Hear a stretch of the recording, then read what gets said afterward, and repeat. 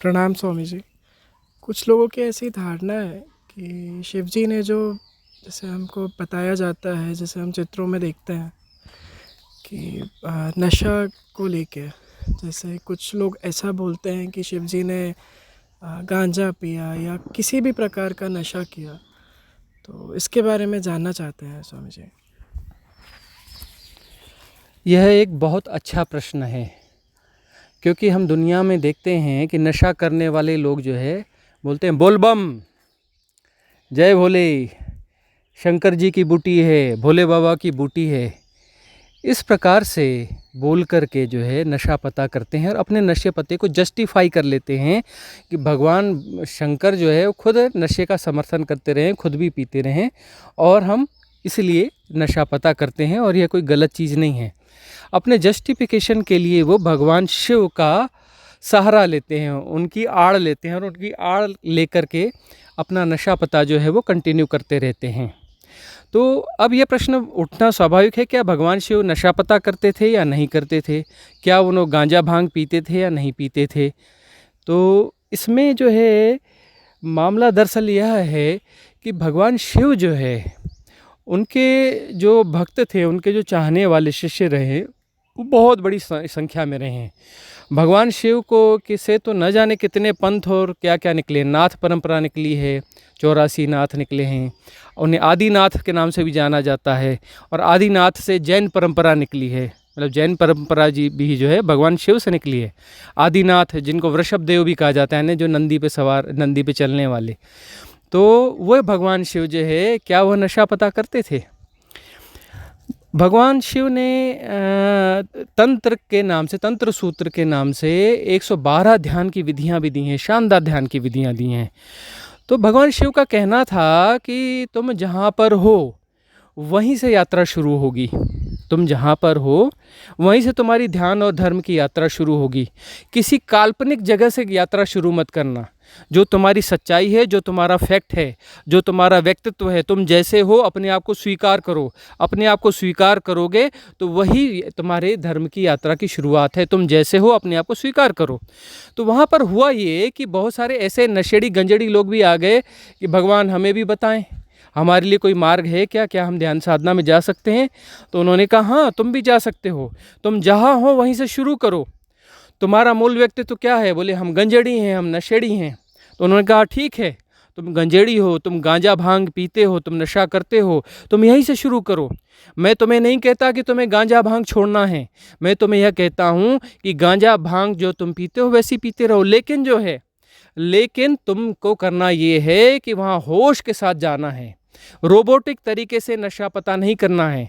शरीर जो है वो उसकी बायोलॉजिकल डिमांड खड़ी हो जाती है नशा पता करने वालों के लिए। एक समय बाद उन्हें वह वापस वो नशा चाहिए होता है, शरीर मांगने लगता है मुझे यह चाहिए, मुझे यह चाहिए। नशेड़ियों को देखा हो तो उसके बगैर वह नहीं रह सकते हैं, उनकी आदत में वो शुमार हो जाता है। तब वो जो है भगवान शिव ने कहा कि तुम होश पूर्वक यह गांजा भांग पियो या नशा पता करो, जिस भी नशे पत्ते में हो, क्योंकि ये तुम्हारी सच्चाई है। तुम इस जगह पर खड़े हो, यह तुम्हारा व्यक्तित्व है। तुम अपने व्यक्तित्व के साथ जो है चलो, उसे स्वीकार करो और जो है उसके साथ होश जोड़ दो। तो होश जोड़ करके उन्होंने कहा जब भी गांजा भांग पीना तो उस रोबोटिक तरीके से नहीं पीना, बड़े धीरे धीरे पीना, आहिस्ता से पीना और होश को बनाए रखना। अपने आप को पीते हुए जानना, अपने आप को पीते हुए देखना, एक दृष्टा का भाव विकसित करना, एक साक्षी का भाव विकसित करना। और इस प्रकार से उनको यह विधि दी और उन लोगों ने वह विधि अप्लाई की। और वह विधि जब उन्होंने अप्लाई करी तो उनको लाभ हुआ। होश के साथ में नशा पता नहीं हो सकता, बेहोशी में ही नशा पता को दोहराया जा सकता है, क्योंकि एक रोबोटिक घटना जो है, रोबोटिक जीवन जो है वह बेहोशी में ही संभव है, होश के साथ संभव नहीं है। तो जब वो होश के साथ में जब उन लोगों ने गांजा पीना चालू किया, भांग पीना चालू किया, तब जो है उनसे वह आदत जो है छूटने लगी। जैसे जैसे होश बढ़ने लगा तो उनको जो है नशा पता करना दूभर होता चला गया, उनसे वह धीरे धीरे करके छूट गया। तो इन्होंने तंत्र में ऐसी विधियां दी। तंत्र का मतलब ही यही होता है कि तुम जहाँ पर हो, तुम जहाँ पर हो वहीं से शुरू करो। है ना, जिस जगह पर तुम मौजूद हो वहीं से शुरू करो, अपने आप को वैसा का वैसा स्वीकार करो। किसी कल्पना लोक में जाने की जरूरत नहीं है, कल्पना से बदलाव नहीं होता, वास्तविकता से बदलाव होता है। वास्तविकता को स्वीकार करके और उसके साथ होश पूर्वक अपने आप को देखना है, समझना है, सिर्फ अपने आप को देखना है, अपने स्ट्रक्चर को समझना है। इस प्रकार से इस विधि के द्वारा हम चाहें तो हम जो है जैसे रोबोटिक तरीके से नहा लेते हैं, फ्रेश हो लेते हैं, तैयार हो लेते हैं, यदि हम उसके साथ होश जोड़ लें, उसको रोबोटिक तरीके से न नहाएं, हम महसूस करें उस पानी को, अपने उस नहाने की प्रक्रिया को, तो हमारे नहाने का गुणधर्म बदल जाएगा और वह हमारा नहाना ध्यान हो जाएगा, हमारा ब्रश करना ध्यान हो जाएगा, हमारा चलना फिरना ध्यान हो जाएगा, हमारा खाना पीना ध्यान हो जाएगा। जैसे कबीर कहते हैं एक जगह पर आकर, मैं जो खाता पीता हूँ वही भगवान को भोग है, मैं चलता फिरता हूँ वही भगवान की परिक्रमा है।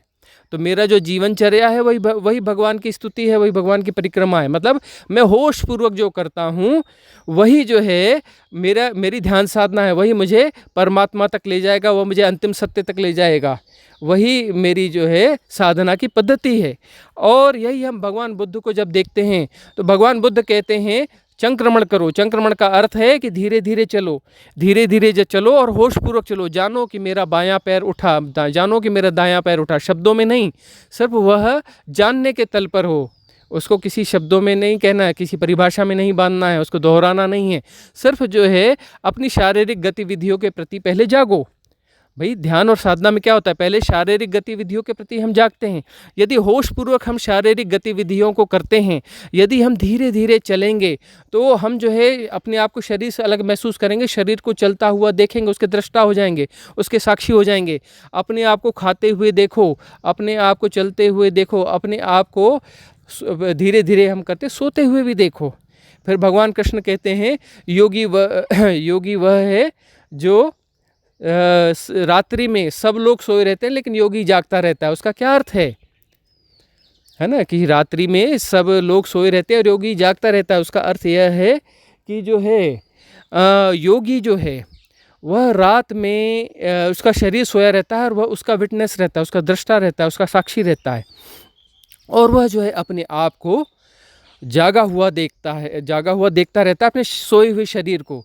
और यही पतंजलि कहते हैं कि जब जो है तुम्हारा शरीर सोया हुआ है और तुम जाग रहे हो, तुम्हारा शरीर सोया हुआ है और तुम जाग रहे हो, तो यह जो है यह आंतिक स्थिति है, यह समाधि की स्थिति है, जिसमें कि तुम सोए हुए हो, तुम्हारा शरीर सोया हुआ है लेकिन तुम जाग रहे हो, तुम्हारी चेतना जाग रही है और तुम अपने आप को जागा हुआ देख रहे हो।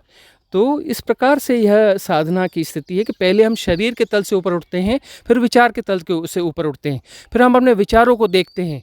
विचारों के साथ अभी हम जुड़े हुए हैं, एसोसिएट हैं, तो ऐसा लगता है मैं विचार कर रहा हूँ, जबकि मैं विचार नहीं कर रहा हूँ। जाने कहाँ से कैसे कैसे विचार आ रहे हैं और वो प्रचालित होते चले जा रहे हैं, और उनमें कोई सुसंगति भी नहीं है, वो आपस से रिलेटेड भी नहीं है। इररिलेवेंट से किस्म के कहीं की ईंट कहीं का रोड़ा, कुछ का कुछ चला जा रहा है विचारों की श्रृंखला में हम देखें तो। दूसरे तल पर हम विचारों को सुधारते नहीं हैं, विचारों को अच्छा नहीं बनाते, हम विचारों को जैसा का तैसा चलने देते हैं। हम सिर्फ विचारों के दृष्टा हो जाते हैं, विचारों को सिर्फ दूर से देखते हैं बगैर एसोसिएट हुए, और जैसे कि वह हमारे विचार नहीं है, एक ट्रैफिक चल रहा है।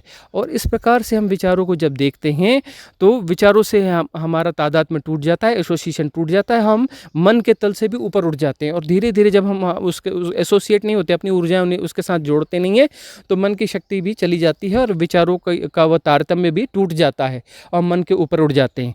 तीसरे तल पे हम भाव जो है भावों को देखते हैं। भाव अचानक तरह तरह के भाव उठ जाते हैं, कहीं मोह उठ गया, कहीं कुछ और भाव उठ गया, कहीं दुख उठ गया, कहीं सुख उठ गया, तरह तरह के भाव हैं। तो भाव का प्रचालन जब हम देखते हैं, उस तल पे उठ जाते हैं, तो फिर भावों से भी हम अलग हो जाते हैं, भावों को भी अपने आप चलता हुआ देखते हैं और भावों को भी एनर्जी देना बंद कर देते हैं। तो हम तीनों से ऊपर उठ जाते हैं, शरीर के तल से, मन के तल से और भावों के तल से। जब हम उठ जाते हैं तब वह परिपूर्ण साक्षी है, विशुद्ध साक्षी है, वह निरपेक्ष साक्षी है, और वह विशुद्ध साक्षी जो है वह आत्मभाव है। तब हम अपनी आत्मा में प्रतिष्ठित होते हैं, और आत्मा में जब हम प्रतिष्ठित हो जाते हैं तो उसे हम आत्मज्ञान कहते हैं। और उसके बाद में अगली कड़ी में हम फिर आगे चलते हैं, उसके बाद तो चीज़ें अपने आप स्पष्ट होने लगती हैं।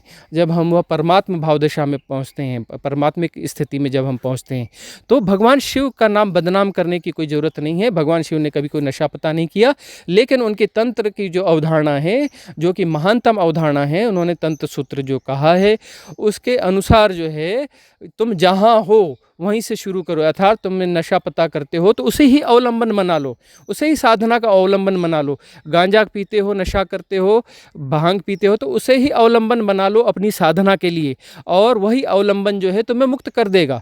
उस नशे पते से भी मुक्त हो जाओगे और तुम्हें साधना की परम स्थिति उपलब्ध हो जाएगी। मतलब दोनों, एक तीर से दो शिकार हो जाएंगे, और एक मार्ग से चलते हुए वो कुछ ज़्यादा ही उपलब्ध हो जाएगा। तो वह शारीरिक तल पर जो समस्या है वह उनसे भी मुक्त हो जाएंगे, मानसिक तल की समस्याओं से भी मुक्त हो जाएंगे, और आध्यात्मिक ऊंचाइयों को भी उपलब्ध हो जाएंगे। यह भगवान शिव का कॉन्सेप्ट रहा है। तो मैं विनम्र प्रार्थना करता हूँ लोगों से कि भगवान शिव को बदनाम करना छोड़ दें। भगवान शिव ने कभी कोई नशा पता नहीं किया, बल्कि उन्होंने नशे पते के को भी अवलंब बनाकर नशे पते से मुक्त होते हुए आध्यात्म की ऊंचाई को छूने की अवधारणा दी, वह दिशा दी, और उनकी यह बहुत बड़ी कृपा है।